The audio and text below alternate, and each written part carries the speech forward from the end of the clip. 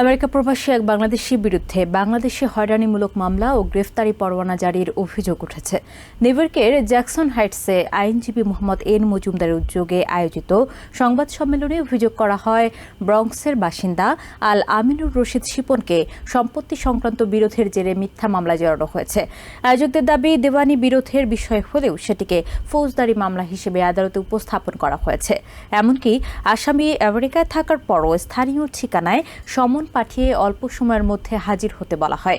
ঘটনাকে আইনের অপব্যবহার দাবি করে সুষ্ঠু তদন্ত ও ব্যবস্থা নেওয়ার আহ্বান জানিয়েছেন সংশ্লিষ্টরা।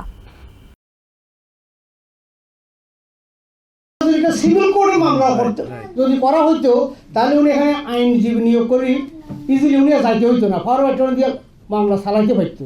বাট তারা কি করছে, ওইটা ওই সিভিল মামলা টাকা আদায় করার জন্য ক্রিমিনাল মামলা দিয়ে দিছে ওনাকে যাইতে বাধ্য করার জন্য।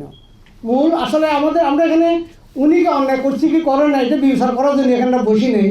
আমরা ওনার পক্ষপাতিত্ব করার জন্য আমরা এখানে আসি নাই, আপনারাও আসেন নাই। আমরা আসছেন যেখানে নীতিগত পদ্ধতিগত ব্যবস্থা পালন করা হয় নাই, মিথ্যা ভুয়া তথ্য দেওয়া হয়েছে। সিভিল কেসের জায়গায় টাকা রিকভারির জন্য যে কেস করা দরকার সেখানে ক্রিমিনাল কেস দেওয়া হয়েছে। যে ওনার প্রসেসটা যখন জারি করে ওনাকে দেখাচ্ছে দেশে, তো এইটা তো দর্শক প্রথম বুঝবে না।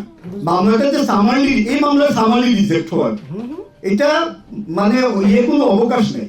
কিন্তু এখন কথা হচ্ছে আমাদের এই ভাই এটার মতো অনেকেই আমরা যারা প্রবাসী আমাদেরকে এইভাবে বিবাদী করে বা আসামি করে করবে। তার পরবর্তী টার্গেট কি, ওনাদের যে প্রপার্টি আছে এই প্রপার্টিটা একে একে দেখা যাবে যে সমন জারি করতেছে, এক্সপার্টি নিয়ে নেবে।